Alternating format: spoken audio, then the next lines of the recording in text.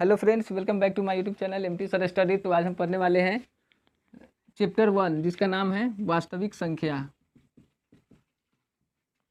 आज हम पढ़ेंगे वास्तविक संख्या एक्सरसाइज 1.1। और इससे पहले बेसिक करा चुके हैं, और जो बेसिक नहीं देखे जाके पिछले वाले वीडियो से देख लीजिए। और एक्सरसाइज 1.1 पढ़ने से पहले आइए कुछ थोड़ा सा बेसिक देख लेते हैं। परिमेय संख्या किसे कहते हैं? परिमेय संख्या किसे कहते हैं? तो वैसा संख्या जिसे p/q के रूप में लिखा जा सके और q जीरो नहीं होना q जीरो नहीं हो। तो वैसा संख्या जो p/q के रूप में लिखा जा सके और q बराबर जीरो के नहीं हो, q बराबर जीरो के नहीं हो, तो हम इसे कहेंगे परिमेय संख्या। और p और q क्या है? तो p और q पूर्णांक है, इसे क्या बोलेंगे? पूर्णांक। और पूर्णांक संख्या के बारे में पिछले वीडियो में मिल जाएगा, वहाँ से जा करके देख लीजिए, वहाँ से पूरा बेसिक कंप्लीट कर चुके हैं। तो आइए बगैर किसी देरी के स्टार्ट करते हैं। तो परिमेय संख्या के बारे में जानना जरूरी है। और q जीरो नहीं होना चाहिए, यानी किसी भी संख्या को लिखते हैं अगर ऊपर में होता है अंश नीचे होता है हर, तो हर जीरो नहीं होना चाहिए। चलिए उसे बोलेंगे परिमेय संख्या। और अपरिमेय संख्या के बारे में देख लेते हैं। अपरिमेय संख्या यानी इरेशनल नंबर। तो अपरिमेय संख्या किसे बोलेंगे? जो p/q के रूप में लिखा जा सके और q जीरो न हो, इसे बोलेंगे अपरिमेय संख्या। परिमेय संख्या को पहचानने का नियम भी बता चुके हैं पिछले वाले वीडियो में। पहचानने का नियम क्या है कि वैसा संख्या जिसका पूर्ण वर्गमूल हो, पूर्ण वर्गमूल हो जाए तो उसे बोलते हैं परिमेय संख्या। जैसे हम आपसे पूछेंगे, बताइए √4 क्या है? ये परिमेय है कि अपरिमेय है? तो जब भी किसी भी संख्या पे अंडर रूट चढ़ा हो, उसको बाहर निकालने के लिए हम उसका गुणनखंडन कर लेते हैं। तो ये क्या है हमारा? 4 का गुणनखंडन करेंगे तो हो जाएगा 2 से 2 बार में और 2 से 1 बार में। जब भी तो आया 2, इसको लिख सकते हैं 2 × 2, और ये 2 मिला करके एक जोड़ा बना लेते हैं। 2 का एक जोड़ा हो गया, तो ये हो गया हमारा 2 जोड़ा। जब आ जाए तो उसे सिंगल एक यूनिट में लिखते हैं। तो ये 2 × 2 और इसका जोड़ा को ले लिए हैं 1 में, तो ये क्या हो गया हमारा 2। तो इसको √4 का वर्गमूल क्या होगा? तो 2 क्या होगा? 2। तो ये रूट से बाहर आ गया, तो ये हमारा कौन संख्या हो गया? परिमेय संख्या। अगर पूछेंगे √9 परिमेय है कि अपरिमेय, तो रूट से बाहर गुणनखंडन करके निकालेंगे तो आ जाएगा 3। तो ये कौन हो जाएगा? परिमेय संख्या हो जाएगा। बोलेंगे √16 कौन संख्या होगा? परिमेय कि अपरिमेय? तो इसको बाहर लाएंगे तो 4 × 4 और ये 4 का जोड़ा बन जाएगा और निकलेगा 1 4, तो ये हो गया परिमेय। परिमेय संख्या रूट के अंदर नहीं होना चाहिए। रूट जिसका पूर्ण वर्गमूल हो जाए, रूट से बाहर निकाले तो पूर्ण वर्गमूल होना चाहिए, और वर्गमूल में पूर्ण वर्गमूल होना चाहिए। जैसे बोलेंगे 3 + √2 कौन संख्या? परिमेय कि अपरिमेय? तो यहाँ पे देखिए √3 तो पूरा अंडर रूट में नहीं है, यानी हाँ ये पूरा संख्या है। लेकिन यहाँ पे देखिए √2 यहाँ पे इसके साथ प्लस में है, और यहाँ पे ये किस में है? रूट में है। तो ये कौन हो गया? अधूरा हो गया। क्या हो गया? अपरिमेय। क्या बोल सकते हैं? अपरिमेय। अगर बोलेंगे 7 - √3 कौन संख्या? परिमेय कि अपरिमेय? तो रूट में नहीं होना चाहिए, किसी भी हाल में रूट में नहीं होना चाहिए। तो ये कौन हो गया? अपरिमेय। 7 रूट में नहीं है, लेकिन रूट जो 3 है, ये 3 रूट के अंदर है, तो कौन हो गया? अपरिमेय संख्या। बोलेंगे 10 + √9 ये कौन संख्या है? परिमेय कि अपरिमेय? अगर सॉल्व करेंगे तो सर परिमेय हो जाएगा, ऐसे अपरिमेय अगर सॉल्व करें तो परिमेय। अभी इसको सॉल्व करके फाइनली बताना होता है। पूछेंगे परिमेय कि अपरिमेय, तो 10 को लिखेंगे 10 प्लस √9 को बाहर ले जाएंगे, वर्गमूल करेंगे तो कितना आ जाएगा? 3। तो बराबर कितना हो गया? 13। अब 13 कौन है? परिमेय कि अपरिमेय? परिमेय संख्या। तो 13 के नीचे क्या लिख सकते हैं? किसी भी संख्या के नीचे 1 लिख सकते हैं। तो 1 क्या है? किस रूप में लिखा गया? p/q के रूप में, और q यहाँ पे 0 नहीं है, तो ये कौन हो गया? परिमेय संख्या। किसी भी तरीके से लिख सकते हैं ना। बोलेंगे 16/√8 ये कौन है? परिमेय कि अपरिमेय? तो इसको चेक कर लेंगे, है ना। चलो बाहर से निकाल लेंगे। √16 को तोड़ेंगे तो √16 का वर्गमूल कितना आएगा? 4। और 8 का क्या आएगा? 8 का नहीं मालूम हो तो निकाल लेना। 2 × 8 2 × 4, और ये दोनों 2 मिल करके 1 2 बना, और इसका कोई जोड़ा नहीं है, तो ये रूट में लिखा आएगा। ठीक है, तो क्या आएगा? 2√2। तो यहाँ पे लिख सकते हैं 8 की जगह पे 2√2। ठीक है, तो ये 2 से ये 2 कट जाएगा 2 बार में, तो ऊपर क्या बचा? 2/√2। ठीक है, अब इसको और भी सॉल्व कर सकते हैं आगे। तो यहाँ पे देखिए 2√2 × √2 लिख सकते हैं। ठीक है, और नीचे में क्या लिख सकते हैं? 1√2। ठीक है, क्योंकि जोड़ा अगर हो जाए तभी वो बाहर आता है ना। तो यहाँ पे ये तो पूरा फुल नंबर था, और यहाँ पे इसको तोड़ेंगे रूट में तो √2 × √2 लिख सकते हैं 2 को। ठीक है, ये रूट से ये रूट कट गया तो क्या बचा? √2 2। और जब भी कोई संख्या रूट में हो और उसका पूर्ण वर्गमूल ना हो तो उसे क्या बोलेंगे? अपरिमेय। ये कौन हो जाएगा? अपरिमेय। तो समझ में आया होगा कि परिमेय संख्या और अपरिमेय, ये परिमेय संख्या किसे कहते हैं। ठीक है, परिमेय संख्या को और भी कोई दिक्कत हो बोलेंगे, बताओ। पाई क्या है? परिमेय संख्या की अपरिमेय संख्या। तो पाई होता है अपरिमेय संख्या। कौन संख्या? लेकिन पाई का मान होता है 22/7। 22/7 ये कौन संख्या? तो 22/7 P/Q के रूप में लिखा हुआ है ना, इसे हम बोल सकते हैं परिमेय। ये 22/7 अगर पूछे 22/7 क्या है तो ये है परिमेय, लेकिन पूछे पाई क्या है तो पाई अपरिमेय। पूछ ले कि 0 क्या है? 0 परिमेय की अपरिमेय? 0 कौन होगा? परिमेय। 0 क्या होगा? देखिए 0 किसी भी संख्या के नीचे कुछ नहीं तो 1, तो ये हो गया P और ये नीचे हो गया Q, तो P/Q के रूप में लिखा गया। लेकिन क्या है कंडीशन कि Q 0 नहीं होना चाहिए, तो Q 0 है, इसीलिए कौन हो गया? परिमेय। तो 0 को क्या बोलेंगे? परिमेय संख्या। ये बहुत इंपॉर्टेंट, कितने बार पूछा जा चुका है एग्जाम में। ठीक है, तो यहाँ 0 क्या है? परिमेय संख्या है। ठीक है, बोल अगर हम पूछें कि -3 क्या है? परिमेय की अपरिमेय? तो परिमेय कुछ नहीं तो 1, नीचे में क्या होगा? 1, तो कौन हो गया? परिमेय संख्या। ठीक है, इसी तरीके से परिमेय संख्या को पहचानने का तरीका भी है। ठीक है, पहचान में आया होगा। और अपरिमेय संख्या का परिभाषा देखेंगे। किसे कहेंगे अपरिमेय संख्या? तो वैसा संख्या जिसे P/Q के रूप में लिखा जा सके, लेकिन P/Q के रूप में लिखा जा सके, लेकिन Q 0 के बराबर नहीं होना चाहिए। Q 0 के बराबर नहीं होना चाहिए। देखिए यहाँ पे दोनों का कंडीशन सेम ही है, दोनों का कंडीशन सेम ही है, लेकिन पहचानने का जब भी बात आए, पहचान कैसे करें, तो पहचान करेंगे तो वैसा संख्या जिसका पूर्ण वर्गमूल न हो, पूर्ण वर्गमूल न हो, उसे अपरिमेय संख्या कहेंगे। ठीक है, चलिए अगर बोल देंगे √8 तो इसका पूर्ण वर्गमूल कुछ होता है? नहीं ना होगा, इस पर रूट चढ़ा हुआ है और इसको रूट से बाहर लाएंगे तो इसका पूर्ण वर्गमूल नहीं होगा। जब भी किसी संख्या पे रूट के कोई भी संख्या रूट के अंदर हो, रूट के अंदर हो तो क्या करते हैं? गुणनखंडन। तो देख लेंगे 2 पंचे 10। ठीक है, देखिए क्या आया? इसको पूरा तरीके से रूट से बाहर आएगा? कोई पेयर मिल रहा है? 2 और 5 का कोई जोड़ा है? नहीं, तो डायरेक्ट बोल सकते हैं कि √10 क्या है? अपरिमेय संख्या। ठीक है, चलिए नेक्स्ट एग्जाम्पल देखते हैं। बताइए कि 25/√3 परिमेय की अपरिमेय? क्या हो जाएगा? अपरिमेय। 25 का 25 लिख सकते हैं ना, और √3 का भी नहीं तोड़ सकते, रूट से बाहर नहीं आएगा, तो कौन हो जाएगा? अपरिमेय। बोलेंगे 25 + √16 परिमेय संख्या की अपरिमेय संख्या? क्या? हाँ, तो ये देखिए 25 रूट में है तो इसको बाहर निकालेंगे तो हो जाएगा 5 और +4 इक्वल टू कितना आ गया? 9, तो ये कौन है? परिमेय। कौन हो गया? परिमेय। ठीक है, बोलेंगे √3 प्लस में 5 परिमेय की अपरिमेय? कौन होगा? अपरिमेय। यहाँ चलिए अब पहचान के कुछ संख्या दे दे, पहचान के बताइए परिमेय है कि अपरिमेय? चलिए बताइए। √16 - √9 परिमेय है कि अपरिमेय? तो यहाँ पे रूट देख के डरना नहीं है। ठीक है, इसको रूट को गुणनखंडन से क्या करेंगे? बाहर करेंगे। ये क्या है? जेल के अंदर बंद है तो जेल से बाहर होना चाहिए। ठीक है, तो 4 का वर्गमूल निकालेंगे तो कितना आएगा? सॉरी, 16 का वर्गमूल निकाले तो कितना आया? 4 माइनस 9 का कितना आएगा वर्गमूल? 3, तो 4 में से 3 को घटाएंगे तो कितना बचेगा? 1। तो बताइए 1 परिमेय है कि अपरिमेय? परिमेय हो गया। ठीक है, चलिए अब करेंगे एक्सरसाइज 1.1 का क्वेश्चन नंबर 1। एक्सरसाइज 1.1 का क्वेश्चन नंबर 1 देखेंगे। क्या है कि निम्नलिखित संख्याओं का HCF ज्ञात करने के लिए यूक्लिड विभाजन एल्गोरिदम का प्रयोग कीजिए। निम्नलिखित संख्याओं का HCF ज्ञात करने के लिए यूक्लिड विभाजन एल्गोरिदम का प्रयोग करना है। ठीक है, तो पहले हम पिछले क्लास में पढ़ चुके हैं कि HCF निकालना हो तो भाग विधि द्वारा निकालते हैं, भाग विधि से निकालना सीख चुके हैं। लेकिन अब हमें एक प्रमेय को पढ़ना है जिसका नाम क्या होगा? यूक्लिड क्या है? यूक्लिड एक गणितज्ञ है जिन्होंने अपना एक प्रमेय दिया है, उसे यूक्लिड विभाजन एल्गोरिदम बोलते हैं। ठीक है, चलिए तो यूक्लिड समझते हैं। यूक्लिड विभाजन क्या है? यूक्लिड विभाजन एल्गोरिदम, किसी बुक में यूक्लिड विभाजन एल्गोरिदम लिखा रहेगा या इसी को बोलते हैं यूक्लिड विभाजन लेम्मा। क्या बोलेंगे?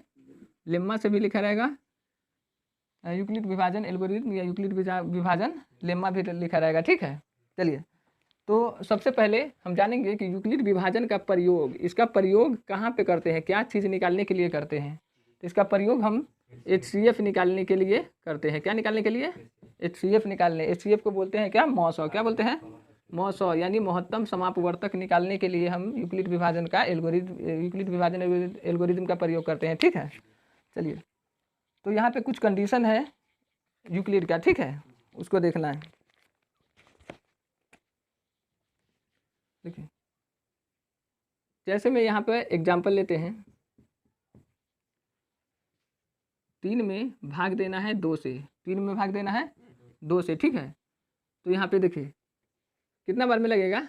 1 बार में, तो ये हो जाएगा 2, ठीक है। 3 में से 2 घटाएंगे तो कितना बचेगा? 1। कितना बचा? 1। तो इस सब का नाम भी जानना बहुत ही जरूरी है। इस सब को क्या बोलते हैं? हम बोलेंगे 2 को क्या बोलते हैं, 3 क्या है, 1 क्या है, और ये वाला 1 क्या है, ठीक है। तो देखो, भाग का साइन लिखेंगे, भाग लिखने के लिए है ना, इस प्रकार से लिखते हैं ना। तो यहाँ पे जो संख्या लिखा हुआ है 3, तो 3 ये दोनों जो कर्व लाइन है उसके बीच में क्या है? 3। तो 3 को क्या बोलेंगे? भाज्य। क्या बोलते हैं? इस वाले को बोलते हैं भाज्य, और इधर वाले को बोलते हैं भाजक, इसको बोलते हैं भागफल, और इसको नीचे वाला जो बचता है उसको क्या बोलते हैं? शेषफल। क्या बोलते हैं? शेषफल या शेष, ठीक है।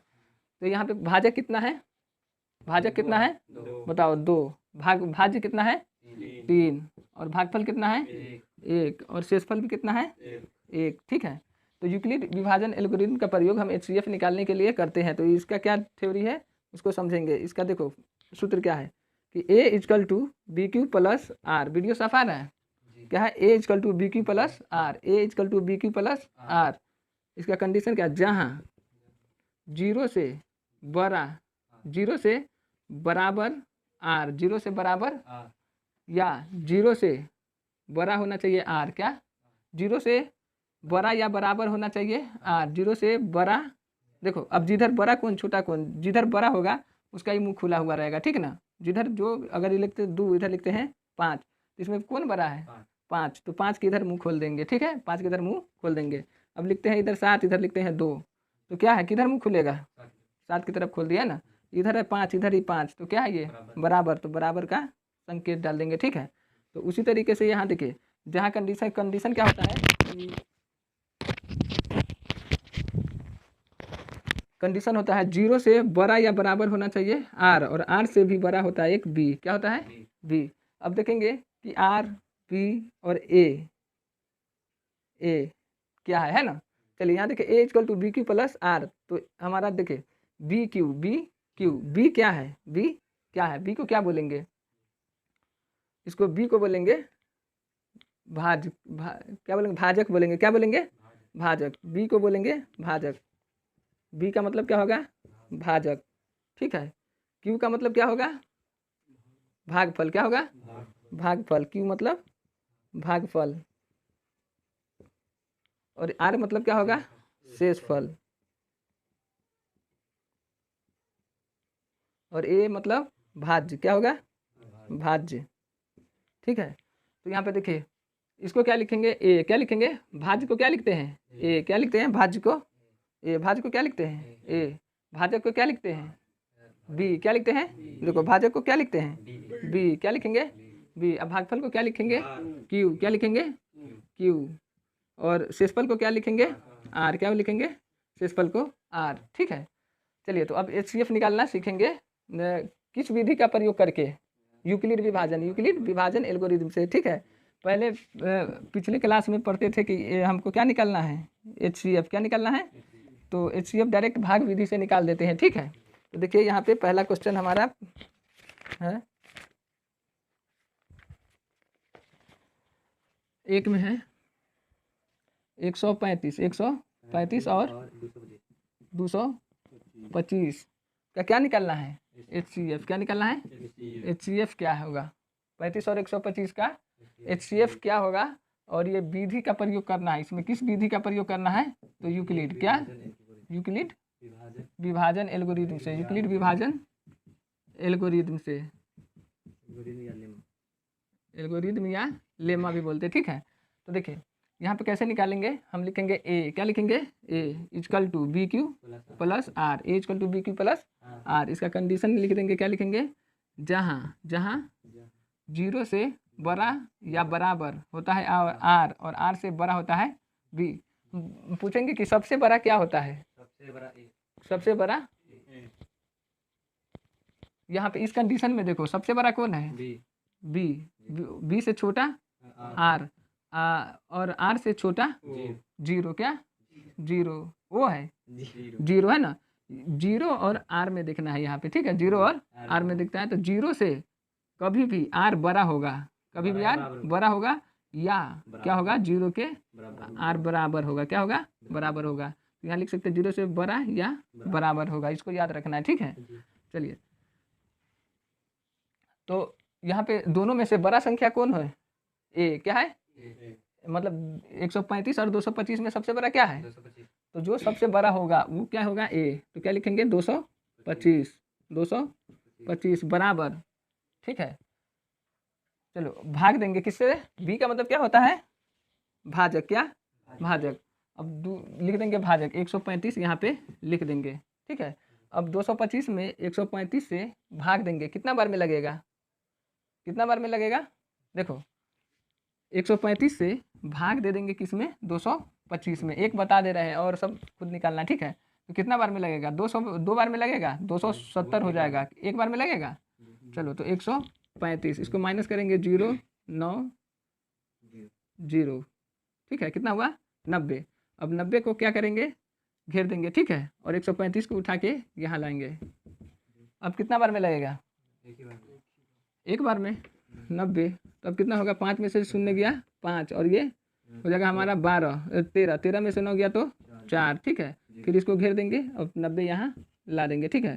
अब कितना बार में, 2 बार में, 45 दूना 90, क्या हो गया 0, क्या है, क्या हुआ है 0। अगर इसको, इस विधि को भाग की तरह लग रहा है तो इस विधि को बोलते हैं भाग विधि द्वारा HCF ज्ञात करना, ठीक है।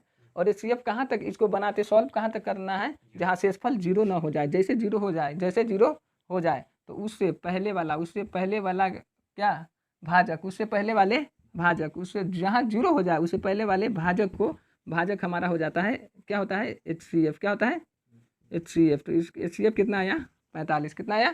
तो इसी प्रोसेस को यहाँ लगाना है, ठीक है। तो देखिए ए है हमारा 225, बी है 135, और गुने यहाँ देखो इस दोनों आपस में क्या है, गुना में, क्यू कितना है, क्यू देखो यहाँ पे ए होता है, बी होता है, क्यू होता है, ठीक है। क्यू कितना है 1, अब प्लस बच गया हुआ कितना आर कितना आया 90, क्या है 90, तो ये हो गया आर, ठीक है।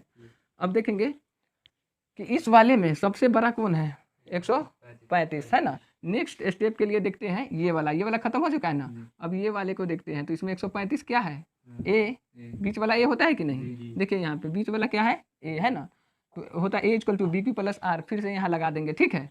तो ये वाला 135 हमारा यहाँ लिखेंगे, इसको उठा के यहाँ लाना है, इसको उठा के यहाँ लाना है, तो ये हो गया हमारा 135 बराबर बी, देखिए कहाँ पे ये ए है, ये बी है, तो बी कितना है 90 गुने क्या, देखो अब इसको भाग देंगे, कितना बार में लगेगा, एक बार में, प्लस बच कितना गया है 45, क्या बचा है 45। अब इसको कहाँ तक सॉल्व करेंगे, कहाँ तक ले जाएंगे आगे, जब तक 0 ना हो जाए, रिमाइंडर 0 ना हो जाए, यानी शेषफल 0 नहीं हो जाएगा। अब बताइए यहाँ पे क्या लिखेंगे, 135 के नीचे कितना लिखेंगे 90 बराबर कितना 45, ठीक है।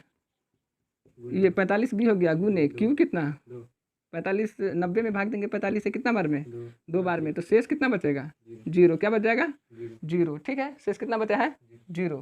तो अब इसके आगे होगा सॉल्व, नहीं होगा। तो अब इसमें हमारा ये जो वाला होगा बी, क्या है ये ए इक्वल टू, देखो ए इक्वल टू बी गुने क्यू प्लस आर, ठीक है। ए ये है, बी 2 है, और सॉरी बी कितना है, बी 4 है, और क्यू कितना है, सॉरी बी 45 है, कितना है 45, और क्यू कितना है 2, और आर कितना है 0। जब 0 हो जाए, रिमाइंडर 0 हो जाए, ठीक है, तो जो हमारा बी होता है, क्या होता है बी 45 है, तो यही हो जाएगा मेरा मौसो, यही क्या हो जाएगा मौसो। तो मौसो बराबर कितना 45, कितना लिख देंगे मौसो, यानी मौसो की क्या बोलते हैं HCF बराबर कितना 45 आंसर, ठीक है। यूक्लिड विभाजन एल्गोरिथम क्या है, ए equal to B Q plus R. Condition क्या है, जहाँ 0 से बड़ा या बराबर हो आर और आर से बड़ा कौन होना चाहिए, बी होना चाहिए। क्या होना चाहिए, बी। समझ में आया। तो इसी प्रोसेस से सेकेंड और थर्ड भी बनाना है। चलिए यहाँ बनाते हैं साइड में, ठीक है। समझ में आया होगा। यूक्लिड विभाजन लेम्मा भी बोलते हैं या इसको प्रमेय भी बोलते हैं, ठीक है। एक और क्या है, यूक्लिड विभाजन प्रमेय भी बोलते हैं, ठीक है। प्रमेय का मतलब होता है सूत्र यानी फार्मूला, ठीक है। चलिए सेकंड नंबर में हमारे पास यहाँ पे दिए हुआ है कि 196 और 38,220, 196 और 38,220 का क्या निकालना है, HCF। क्या HCF क्या होगा, और विधि का प्रयोग करना है, किस विधि का, तो यूक्लिड। क्या, यूक्लिड विभाजन, बोलिए, यूक्लिड विभाजन एल्गोरिथम का प्रयोग करना है, यूक्लिड विभाजन एल्गोरिथम का, ठीक है। चलो तो ये क्या होता है यूक्लिड विभाजन एल्गोरिथम, जल्दी से बताओ। A equal to B Q plus R. Condition जहाँ 0 से बड़ा या बराबर होता है आर और आर से बड़ा क्या होना चाहिए, बी, ठीक है। बताओ इसमें ए कौन है 196 और 38,220 में सबसे बड़ा होता है हमारा कौन, कौन होता है, ए, ठीक है। क्या होता है, ए। तो इसको लिखेंगे 38,220 बराबर, ठीक है। और बी कौन है 196। चलो ए इक्वल टू बी आ गया और क्यू गुने, सॉरी 196, ठीक ना। चलिए अब यहाँ पे चलिए देना है, यहाँ पे HCF निकालना है। देखिए यहाँ पे ए हमारा हो गया 38,220 है ना, बी हो गया 196 और क्यू कितना होगा वो निकालना है, ठीक है। क्यू कितना होगा, तो क्यू निकालने के लिए क्या करेंगे, 196 से भाग देंगे, ठीक है। तो कितना बार में लगेगा, 196 एक ही 196, ठीक है। तो 12 में से 6 गया 6 और ये बचा 7 है ना, कि कितना बचा हो जाएगा 17, यहाँ से लेकर 17, 17 में से 9 गया तो 8 और 2 में से गया 1, ठीक है। उतारेंगे यहाँ से 2 और 0, तो अब कितना बार में लगेगा, तो 9 बार में लगेगा, ठीक है। 196 को 9 से गुना करेंगे तो आएगा 1764, कितना आएगा 1764, ठीक है। और यहाँ पे हो जाएगा 12 में से 4 गया तो 8 और ये हो जाएगा 15 में से 6 गया तो 9 और ये बचेगा 7 में से 7 गया तो 0 और 1 में से 1 0। अब यहाँ पे 1 0 उतार देंगे, ठीक है। इसके बाद लगा देंगे 5 बार में, आ जाएगा हमारा 980। तो क्या हो गया, ये सब 0, ठीक है। तो यहाँ पे क्यू कितना आया, ये होता है ए, ये होता है बी और ये होता है क्यू और ये होता है आर। तो बताइए यहाँ पे क्यू कितना आया है 195, क्या आया 195, ठीक है। और plus A equal to B Q plus R, R remainder यहाँ पे कितना है 0, क्या हुआ 0। तो HCF कितना आया, HCF बराबर कितना आएगा 196, कितना 196 आंसर, ठीक है। जो हमारा बी होता है, बी HCF मतलब यहाँ पे बी क्या होता है, बी होता है हमारा 900, ठीक है। समझ में आया। चलो और अगला देखते हैं, तीसरा क्या है, पढ़िए तो। 867 और 255 का 900 निकालना, ठीक है। विधि है क्या हमारा, यूक्लिड विभाजन एल्गोरिथम से। तो क्या होता है, ए equal to B Q plus R, ठीक है। कंडीशन क्या होता है, 0 से बड़ा या बराबर होता है आर और आर से बड़ा कौन होता है, बी, बी, ठीक है। तो यहाँ पे ए कौन है, सबसे बड़ा होगा ए, सबसे बड़ा कौन होगा ए। तो इस दोनों में 255 और 867 में सबसे बड़ा कौन है 867, ठीक है। तो ये हो जाएगा हमारा ए, ठीक है। 867 बराबर बी कौन है 255, ठीक है। अब यहाँ पे भाग दे के देख लेंगे कि 255 से भाग देंगे 867 में तो कितना बार में लगेगा, ये लग जाएगा कितना बार में, 200 250 3 बार में। चलो 255 से 867 में भाग देंगे तो कितना बार में लगेगा, 3 बार में। 3 बार में कितना आता है 765।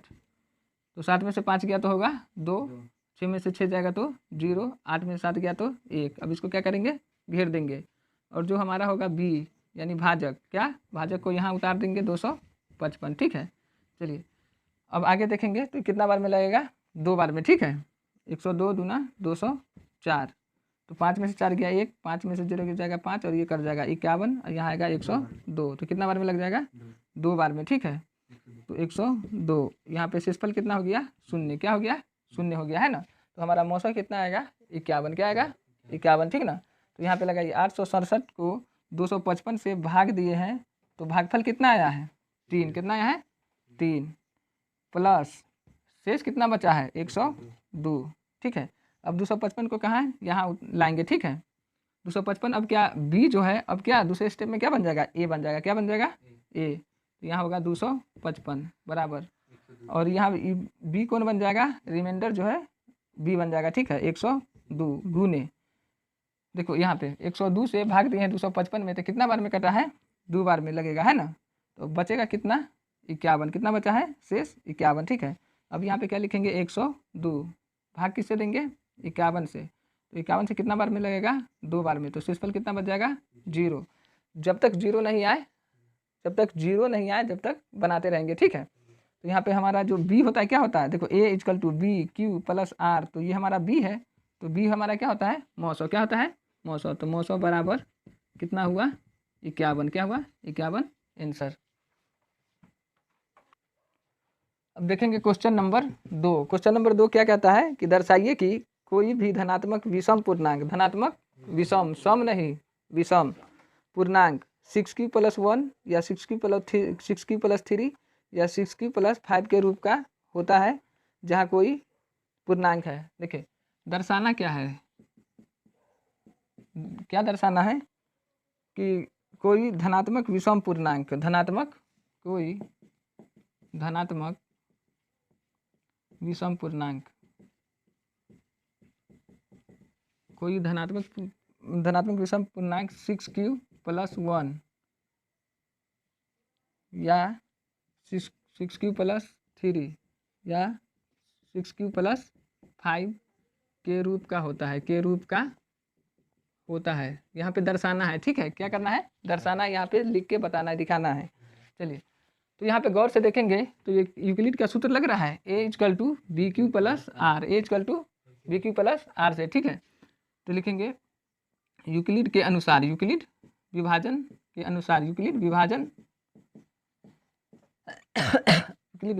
अनुसार क्या होता है a = bq + r, जहाँ 0 से बड़ा या बराबर होता है r और r से बड़ा होता है b, ठीक है। तो यहाँ पे देखो तो b कितना होगा, b कितना है 6, कितना हो गया 6। तो यहाँ पे हम r क्या लेंगे r बराबर क्या लिख सकते हैं, देखो जितना दे यहाँ पे हाईएस्ट r कितना है 5, कितना है 5, क्या है 5, ठीक है bq + r, ठीक है। तो r लेंगे 0 1 2 3 4, कितना लेंगे 0 1 2 3 4 या क्या लेंगे 5, या क्या लेंगे 5, ठीक है। तो यहाँ पे दर्शाना है, और इसमें सम लेना है कि विषम लेना है, विषम, क्या लेना है विषम लेना है। तो देखिए a = bq + r बराबर 0 लेने पर, r बराबर 0 रखने पर, ठीक है। देखिए r बराबर जब 0 रखें तो a बराबर क्या आया, देखो b कितना है यहाँ पे, देखो गौर से b कितना है 6, ठीक है।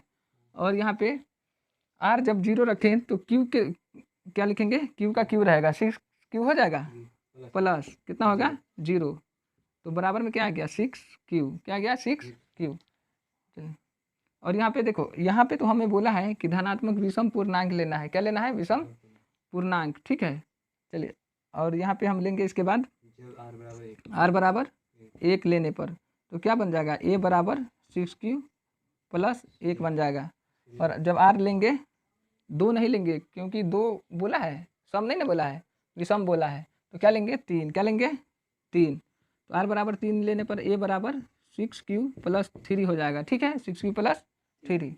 और क्या लेंगे r बराबर 5, क्या रखेंगे r बराबर 5 रखेंगे, तो क्या बन जाए a बराबर 6q + 5, 6q + 5। तो देखो जब रखे हैं क्या रखे हैं 0, क्या रखे हैं 0, तो क्या आया हमारा 6q, क्या आया है 6q, ठीक है। लेकिन यहाँ पे 0 को नहीं लेना है, 0 को नहीं लेना है, क्या लेना है विषम लेना है, तो 1 से लेंगे, ठीक है। तो 6q + 1 और 6q + 3 और 6q + 5 आता है कि नहीं, दर्शाना है कि नहीं, तो 6q + के रूप का होता है, तो हाँ होता है, हाँ होता है, ठीक है। चलिए अब देखेंगे क्वेश्चन नंबर 3। क्या देखेंगे, देखिए किसी परेड में 616 सदस्यों वाली एक सेना आर्मी की टुकड़ी को 32 सदस्यों वाले एक आर्मी बैंड के पीछे मार्च करना है। एक परेड है जिसमें 616 सदस्य वाली एक सेना है, आर्मी है, ठीक है। एक परेड में निकालते हैं ना, जैसे 15 अगस्त 26 जनवरी का कैसे परेड निकालते हैं, उसी तरीके से एक परेड में कुल व्यक्ति कितना है, 616। कितना है, 616। 616 को 616 आर्मी की टुकड़ी को 32 सदस्यों वाले एक आर्मी बैंड के पीछे मार्च करना है। दो समूहों को समान संख्या वाले स्तंभों में मार्च करना है।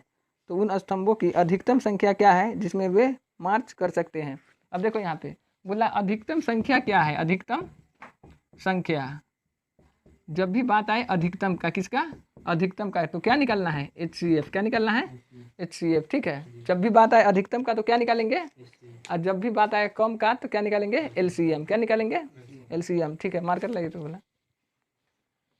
चलो तो यहाँ पे हम निकाल लेंगे किसका, HCF निकालेंगे यूक्लिड विभाजन के प्रयोग से। 616 किसका, 616 का, और कितने टुकड़ी में, 32 टुकड़ी में, ठीक है। तो यहाँ पे निकालिए 32 एक बार में लग जाएगा, ठीक है। और ये हो जाएगा 11 में से 2 गया तो 9, ठीक है। 11 में से 2 जाएगा तो 9, और ये बचा हमारा 5 में से 3 गया तो 2, उतार लेंगे क्या, 6। अब कितना बार में लगेगा, तो 32, देखिए 32 9 बार में, 9 बार में, कितना बार में, 9 बार में, तो 9 दूना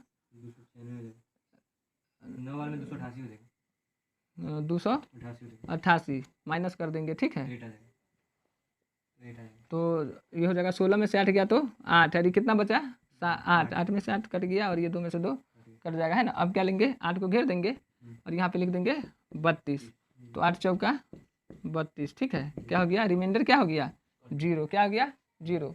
तो कितना टुकड़ी लेंगे, तो HCF निकाल देंगे, है ना। लिखेंगे A = BQ + R, जहाँ 0 से बड़ा या बराबर हो R, और R से बड़ा क्या होगा, B। तो यहाँ पे फाइनली क्या बताना है, तो कितना टुकड़ी लेंगे, तो 4, कितना, 4, ठीक है। तो सॉरी कितना लेंगे, 8, ठीक है। यहाँ पे HCF निकाल लेंगे, अधिकतम संख्या बोला है कि स्तंभों की अधिकतम संख्या क्या है, तो अधिकतम संख्या क्या होगा, 6, क्या कितना होगा, 8 होगा, ठीक है। देखो यहाँ पे इसमें A कौन है, A सबसे बड़ा होता है, A सबसे बड़ा होता है, तो A है 616, B कितना है 32, गुने 32 से भाग देंगे तो कितना बार में लगेगा, 19 बार में, तो रिमाइंडर कितना बचेगा, 8। इसको यूक्लिड विभाजन पे डाल देना, ठीक है। अब ये हमारा ये उठ के यहाँ पे आ जाएगा, B हमारा क्या बन जाएगा, A। ये होता है A, B, Q, R होता है, तो अभी B है तो ये क्या बन जाएगा, A, ठीक है। और 8 है, और क्या है ये, और ये 19 यहाँ आ जाएगा, ठीक है ना। 19 से A = BQ + R, 8 तो यहाँ पे कितना आ गया, 8, ठीक है। 8 से भाग देंगे 32 में तो कितना बार में, 4 बार में, रिमाइंडर कितना हो जाएगा, 0। तो जो होता है A = B, जो भी B होता है वो हमारा क्या होता है, मौसौ। क्या होता है, मौसौ। तो स्तंभों की अधिकतम संख्या क्या होगी, तो 8, क्या होगा, 8, आंसर। समझ में आया। चलिए M+1 के रूप का होता है, इधर तक। चलो क्या करना है, दर्शाना है, बताओ। यूक्लिड विभाजन का सूत्र क्या होता है, यूक्लिड A + B क्या, A = BQ + R, A = BQ + R, किसका सूत्र है, यूक्लिड का, किसका, यूक्लिड का, ठीक है। यूक्लिड सूत्र क्या होता है, A = BQ + R, ठीक ना। यहाँ पे गौर से देखने पर क्या देखो, गौर से देखो, यहाँ पे क्या लिखा हुआ है, 3M+1 यानी BQ + R। तो B बराबर कितना है, यहाँ पे कितना है, 3। B बराबर कितना है, तो R बराबर कहाँ तक लेंगे, कहाँ तक, तो एक कम है ना। R बराबर कहाँ तक लेंगे, तो R बराबर लेंगे 0, 1, 2, 0, 1, 2 लेंगे। क्यों, क्योंकि कंडीशन क्या होता है, 0 से बड़ा या बराबर होता है R, और R से बड़ा कौन होता है, B। यानी 0 और B में देखेंगे, 0 और B में सब 0 से बड़ा कौन होता है, B, अब B से छोटा कौन होता है, 0 कौन होता है, 0 यानी क्या, देखो 0 से बड़ा होता है ना R, 0 से बड़ा होता है R, लेकिन B से क्या होता है, छोटा, B से। तो यहाँ पे B से R का मान क्या लेंगे, छोटा, क्या लेंगे। तो अगर B हो 5, तो R कहाँ तक लेंगे, 1, 2, 3, 4 तक लेंगे। कहाँ तक लेंगे? एक कम लेंगे, ठीक है। देखो तब यहाँ लगाएंगे यूक्लिड सूत्र से, यूक्लिड सूत्र से a equal to B Q plus R, A equal to B Q plus, जब r बराबर कितना हो 0, जब r बराबर 0 हो तो क्या हो जाएगा a बराबर, और b का मान कितना है 3, कितना है तो 3 क्यू हो जाएगा प्लस में 0, 3 क्यू प्लस 0, ठीक ना। देखो तो a बराबर कितना हो जाएगा 3 क्यू, कितना हो गया 3 क्यू। अब a बराबर कितना हो गया 3 क्यू। अब क्या करेंगे वर्ग, वर्ग करने पर, जब भी वर्ग करेंगे जोड़ेंगे घटाएंगे तो दोनों तरफ करेंगे ना, बराबर के दोनों तरफ करते हैं ना, तो a का वर्ग बराबर 3q का होल वर्ग हो जाएगा। ये क्या होगा a स्क्वायर बराबर 3q इंटू 3q, क्या हो जाएगा 3q इंटू 3q, है ना, क्या हो जाएगा 3q इंटू 3q हो जाएगा ना। चलो अब क्या करेंगे a स्क्वायर, अब यहाँ पे 3q इंटू 3q का होल स्क्वायर है, 3q इंटू 3q का होल स्क्वायर है, ठीक ना। तो यहाँ से 1 3 बाहर निकाल सकते हैं, तो दोनों में 3 है, 1 3 बाहर निकालेंगे तो क्या बचेगा 3q का 3 q का स्क्वायर, 3q का क्या बचेगा, तो इसको m मान लेंगे, क्या मान लेंगे m। तो माना m बराबर, माना 3q का स्क्वायर बराबर m, 3q का स्क्वायर बराबर कितना हो जाएगा m, ठीक है, समझ में आया।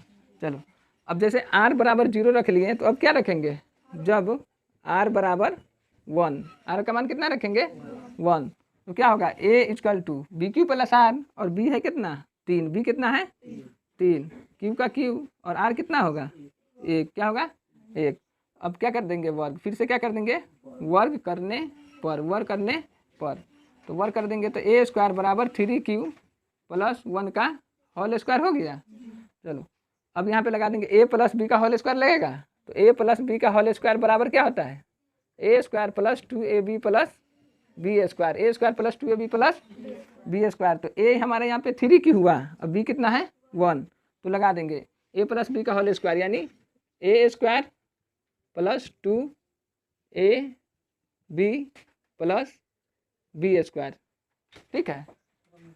ए क्या हो गया a square plus 2ab plus B square, इधर तक a square plus 2ab plus B square, है ना। चलो अब देखो यहाँ पे, देखो यहाँ पे कैसा लाना है, कैसा लाना है 3m प्लस 1, क्या लाना है 3, कॉमा कितना लेना है 3 से ज़्यादा नहीं होना चाहिए, कॉमा 3 से ज़्यादा कॉमन नहीं होना चाहिए, ठीक है। चलो तो इसको कैसे लिख सकते हैं, देखो 3q का होल स्क्वायर है तो 3q इंटू 3q हो गया ना।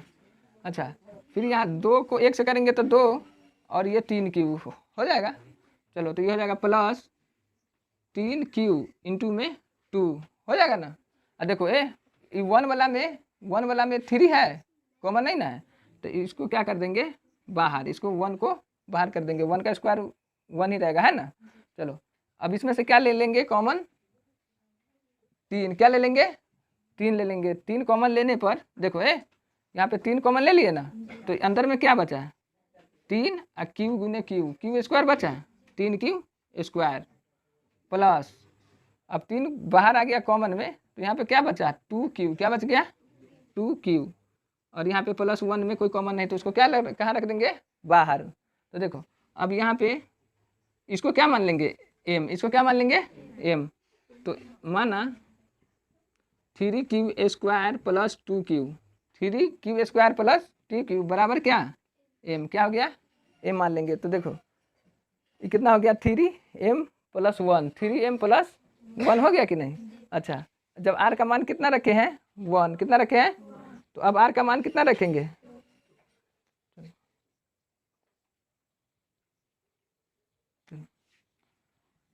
देखो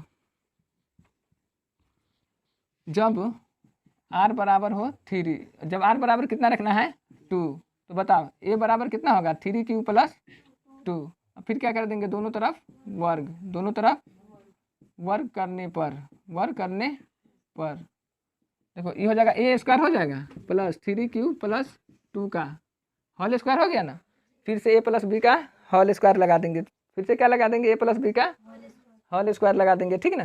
चलो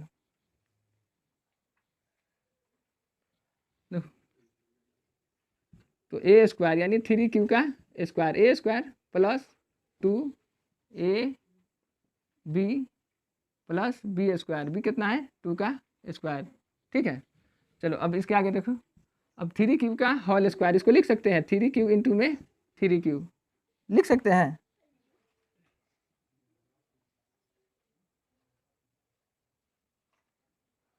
अरे यहाँ पे देखो तो 2a और b यहाँ पे कितना है 2 रखा गया, कितना रखा गया ये 1 होगा, कितना होगा 1, जहाँ जहाँ पे 2 वहाँ पे कितना होगा 1, तो ये 1 हो जाएगा है ना। तो 3q square plus q, 3q square plus कितना होगा ये 2 मिट जाएगा है ना। तो इतना ये 3q स्क्वायर प्लस q बराबर क्या हो गया m, ठीक है ना। चलो यहाँ देखो, तो a स्क्वायर को 3q इंटू 3q लिख सकते हैं प्लस, देखो और 2 को 2 से गुना करेंगे तो कितना हो जाएगा 4, कितना 4, और ये 3q, 2 दूना 4 और 3q का 3q लिख दिए।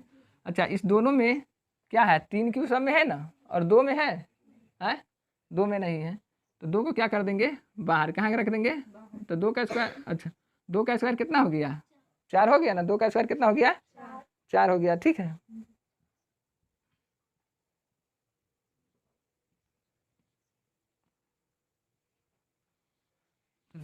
अच्छा ये 4 हो गया, तो इसको क्या लिख सकते हैं 3 + 1 लिख सकते हैं कि नहीं, 4 को 3 + 1 लिख सकते हैं।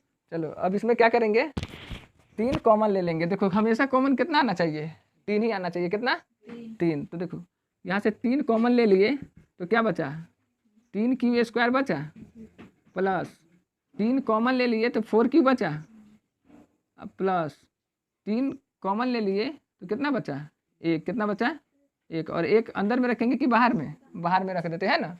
तो देखो अब इसको क्या मान लेंगे m, माना 3q स्क्वायर प्लस 4q बराबर क्या m, बराबर m, ठीक है ना। अच्छा यहाँ से 3 कॉमन ले लिए तो यहाँ से क्या होगा +1 इसके अंदर भी होगा कि नहीं, एक देखो अरे यहाँ पे कॉमन ले लिए हैं 3, तो इसके जगह पे 1 आएगा कि नहीं, 1 आएगा। देखो तो 3q square plus 4q, 3q square plus 4q और प्लस 1 अब 1 ये बाहर है, ठीक है। चलो तो इसको क्या मान लिए हैं 1, क्या मान लिए हैं 1, तो देखो अब यहाँ पे, तो यहाँ पे लिख सकते हैं a बराबर 3 और इसको क्या माने m माने है ना, तो 3m + 1 क्या बन गया a बराबर 3m + 1, और यहाँ पे देखो a बराबर 3m, a बराबर 3m, a बराबर 3m, ठीक है। और यहाँ से बन गया a बराबर 3m + 1। अब इसको क्या कर लेंगे यहाँ पे, इसको लगा देंगे समीकरण 1, इसको समीकरण 2 और इसको बना देंगे समीकरण 3। तो यहाँ क्या लिख देंगे समीकरण 1, समीकरण 2 तथा समीकरण 3 से, समीकरण 3 से, और जो क्वेश्चन बोलेगा वही लिख देना है, ठीक है ना। कि किसी धनात्मक पूर्णांक का वर्ग 3m या 3m + 1 के रूप का होता है। तो क्या लिख देंगे समीकरण 1 तो समीकरण 2 तथा समीकरण 3 से क्या लिखेंगे, अतः किसी धनात्मक पूर्णांक का वर्ग, किसी धनात्मक पूर्णांक का वर्ग, किसी धनात्मक पूर्णांक का वर्ग 3m या 3m + 1 का रूप होता है, रूप होता है। हो गया सर, ठीक है। साइड में चले जाते फिर ना, साइड में चल जाना ना, ए बीच में ना बोल बे, कौन है रे, कॉपीराइट का काम उधर उधरे बोला।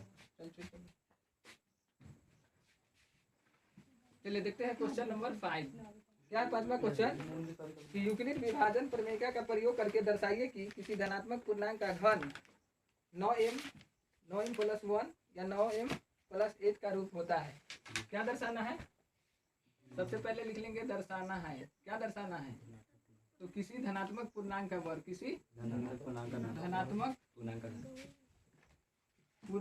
घन, धनात्मक पूर्णांक का घन 9m 9m + 1 9m + 1 या या 9m 9m + 8 9m + 8 क्या होता है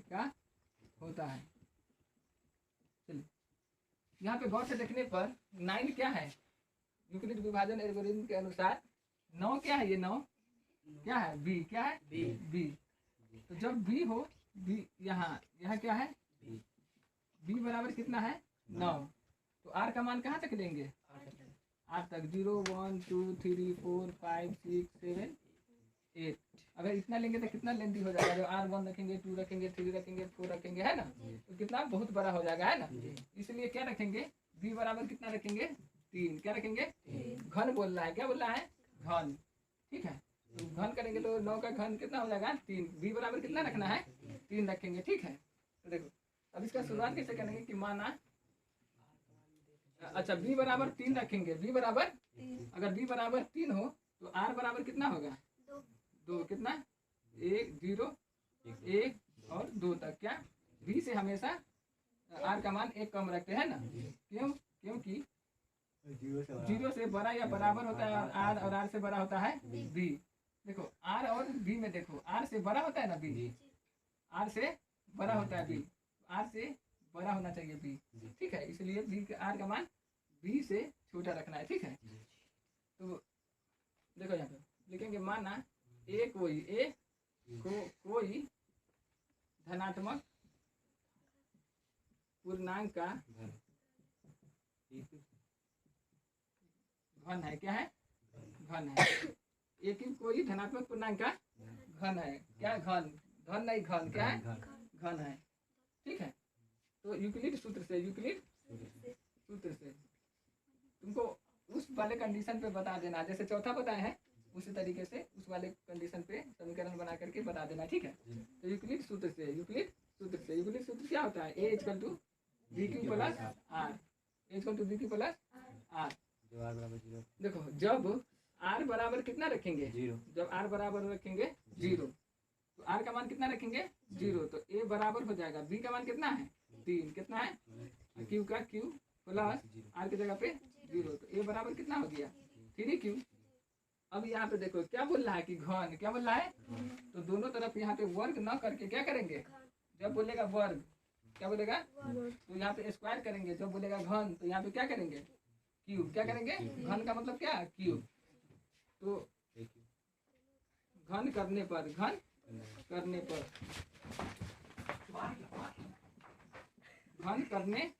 ठीक है। तो देखो ए का घन हो जाएगा, ए का क्यूब बराबर 3q का होल क्यूब हो जाएगा।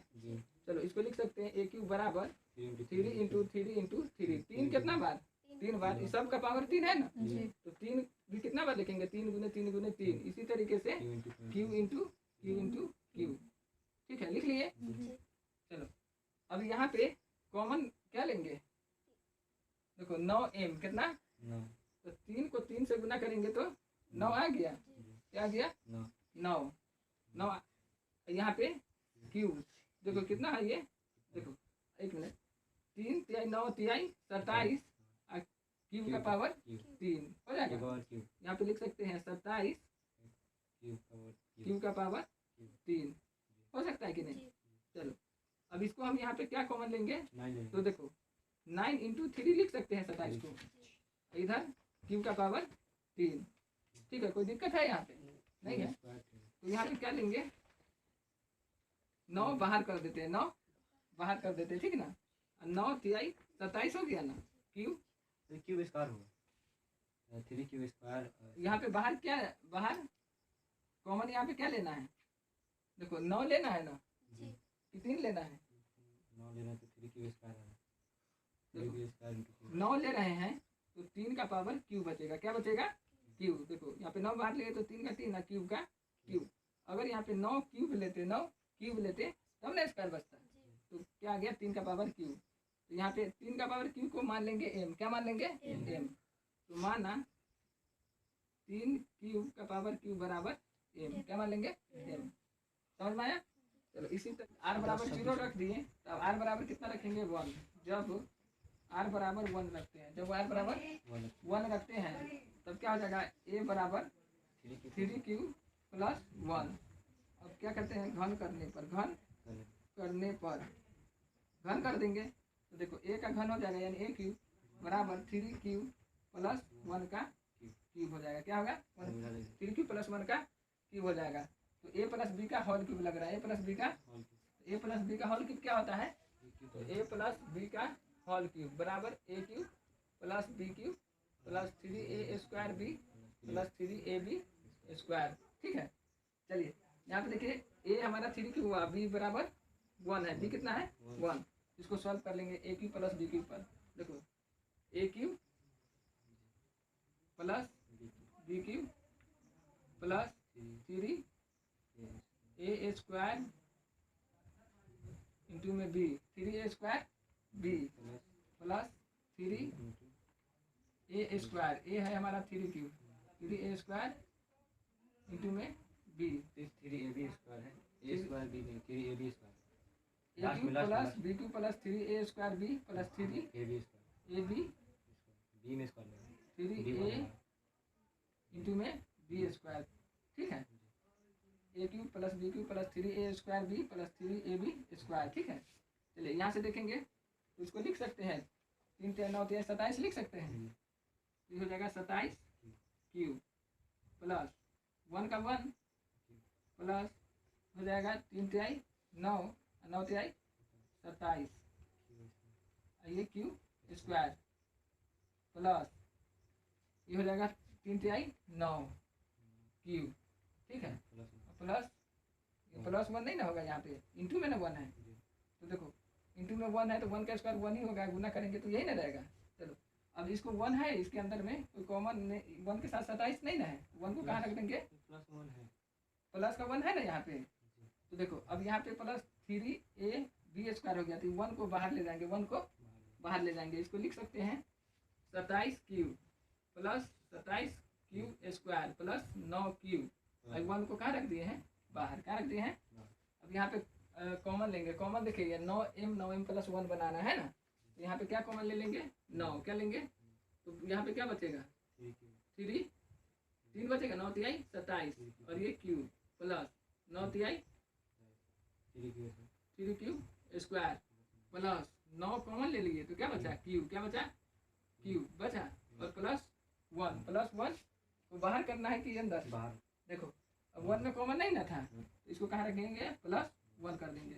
ठीक है, तो माना 3 क्यूब का cube plus 3 cube square plus cube बराबर m, इसको क्या मान लिए हैं m। तो देखो इसको m मान लिए हैं, तो ये हो गया 3m plus one, 3m plus one. ठीक है, और r का मान अब क्या रखना है, 2 रखना है। देखो 1 रख दिए, 0 रख दिए, 1 रख दिए, अब क्या रखना है 2 बचा हुआ है, अब 2 रख देंगे। जब r बराबर 2, जब r बराबर कितना 2, तो हो जाएगा a बराबर 3 क्यूब प्लस 2, क्या हो जाएगा 3 क्यूब प्लस 2। अब क्या करेंगे, तो घन करेंगे, क्या करेंगे घन, तो दोनों तरफ घन करने पर, घन करने पर तो देखिए a का क्यूब हो जाएगा बराबर 3 क्यूब प्लस 2 का होल क्यूब हो जाएगा। फिर से लगा देंगे a प्लस बी का whole cube, a plus B का होल क्यूब क्या होता है, तो a cube plus B cube plus 3a square, 3a square into में b plus 3a B square, 3a B square. ठीक है, देखिए a cube plus B cube plus 3a square B plus 3a B square. ठीक है, अब इसको क्या कर लेंगे सॉल्व, तो कितना हो जाएगा 3 3 9 23 27 क्यूब, 27 क्यूब। ठीक है, यहाँ देखो 27 कितना हो जाएगा 27 क्यूब प्लस ये कितना होगा 2 का पावर 3 कितना होता है 8, 2 दूना 4 दूना 8 प्लस अब देखिए ये हो जाएगा 3 3 9 3, अच्छा यहाँ पे 3 का पावर 2 है तो 3 3 9 और 9 3 27 क्यूब स्क्वायर। इसको 2 से गुना करेंगे, किससे 2 से गुना करेंगे इसको, तो 27 गुना कितना हो जाएगा 54, कितना 54 क्यूब स्क्वायर प्लस अब ये देखिए 2 का स्क्वायर कितना होगा 4 और 4 तिहाई 12 और 12 तिहाई 36, कितना हो गया 36 क्यूब। ठीक है। अब इसमें देखिए सब में 9 कॉमन आ रहा है, जी। लेकिन इसमें कॉमन 8 में नहीं ना है, तो 8 को कहाँ रख देंगे, बाहर। तो 27 Q plus 54 Q square plus 36 Q, और इसको रख देंगे कहाँ, 8 को प्लस 8 को बाहर रख देंगे, ठीक है। अब देखिए इसमें कॉमन क्या आएगा, तो 9, देखो 9 से सब कट जा रहा है ना, तो 9 कॉमन ले लेंगे, तो 9 तिहाई 27 क्यूब है ना, प्लस 9 छक 54, 6 बार में कट जाएगा, क्यू स्क्वायर प्लस 9 चौका 36, क्या बच जाएगा, क्यू प्लस 8 को बाहर रख देंगे, ठीक है। अब यहाँ पे इस सब को क्या मान लेंगे, यहाँ से यहाँ तक एम, क्या मान लेंगे, एम। माना 3 क्यू का Q plus 6 Q square plus 4 Q बराबर एम, बराबर क्या मान लेंगे, एम, ठीक है। तो यहाँ से क्या हो जाएगा, 3, देखो यहाँ से 9 हो गया, और इसको क्या माने हैं, एम, 9m प्लस 8, क्या हो गया, 9m प्लस 8, ए क्यू बराबर क्या आ गया, 9m प्लस 8। और यहाँ से देखेंगे, देखिए जब r बराबर 1 रखे थे तो ये 9 कॉमन ले लिए थे, 9 क्या ले लिए थे, कॉमन, इसको क्या माने हैं, m प्लस 1, 9m प्लस 1 बराबर क्या था, ए क्यूब क्या था। और यहाँ से देखेंगे तो 3 क्यूब को क्या मान लिए थे, 1, तो 1 क्यूब बराबर क्या था, 9, और इसको क्या माने थे, m। तब यहाँ पे क्वेश्चन देखिए, किसी धनात्मक पूर्णांक का घन 9m प्लस 1 या 9m प्लस 8 का रूप होता है। तो यहाँ पे देखो किसी धनात्मक पूर्णांक का घन 9m प्लस 1 या 9m प्लस 8 का रूप होता है कि नहीं, इसको लिख देंगे। अतः किसी धनात्मक पूर्णांक का घन 9m प्लस 1 या 9m प्लस 8 का रूप होता है, ओके, यही है हमारा आंसर।